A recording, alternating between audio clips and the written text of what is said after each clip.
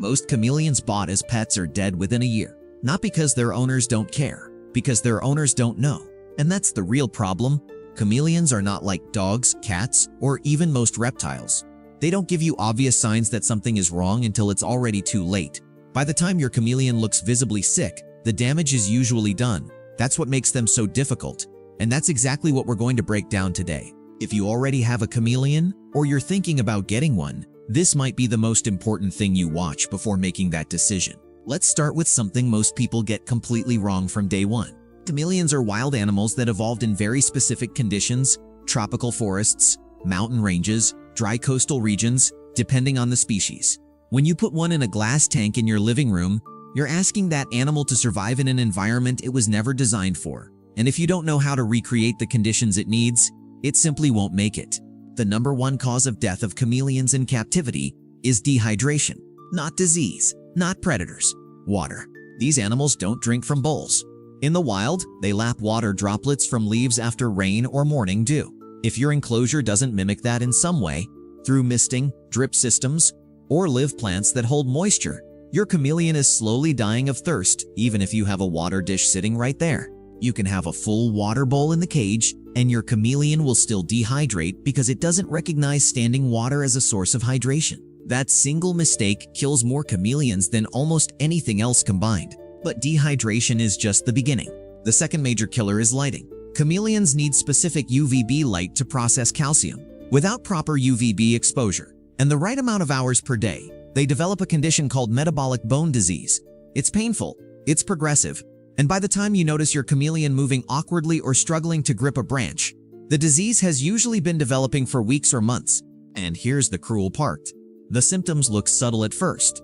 A little less movement, slightly weaker grip. You might think your chameleon is just tired or adjusting. It's not. It's sick. 12 hours of proper light daily isn't a suggestion. It's a requirement. The wrong bulb, the wrong distance from the basking spot, or even the wrong schedule will quietly destroy your chameleon's health over time.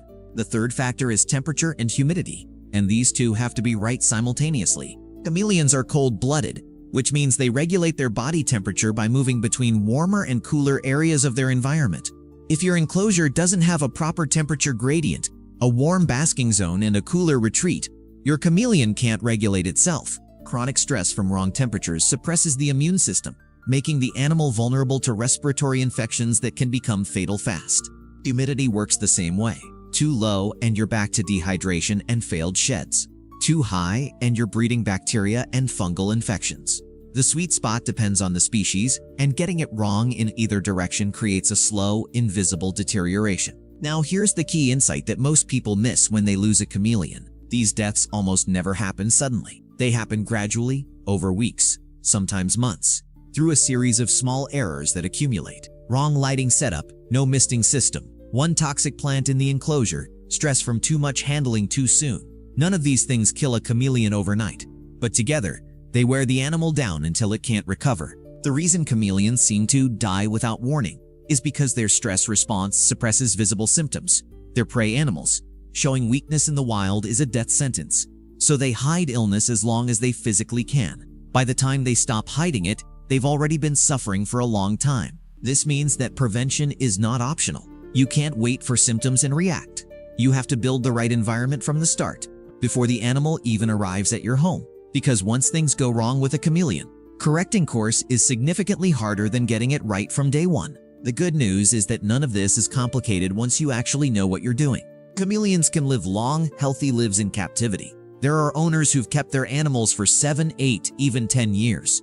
The difference between those owners and the ones who lose their chameleon in 6 months isn't luck, it's information. Specific, reliable, practical information about what this animal actually needs, not generic reptile advice copy-pasted from the wrong source. The misting schedule, the exact lighting setup, the right feeder insects, the gut-loading process, the enclosure plants that are safe versus toxic, all of these things are learnable.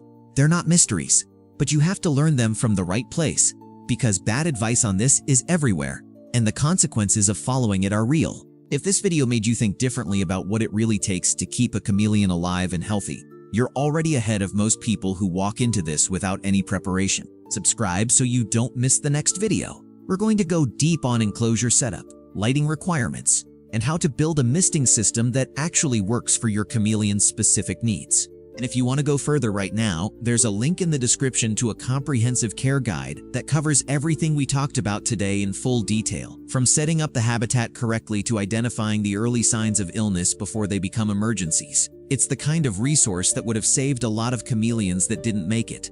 Check it out when you're ready to take this seriously.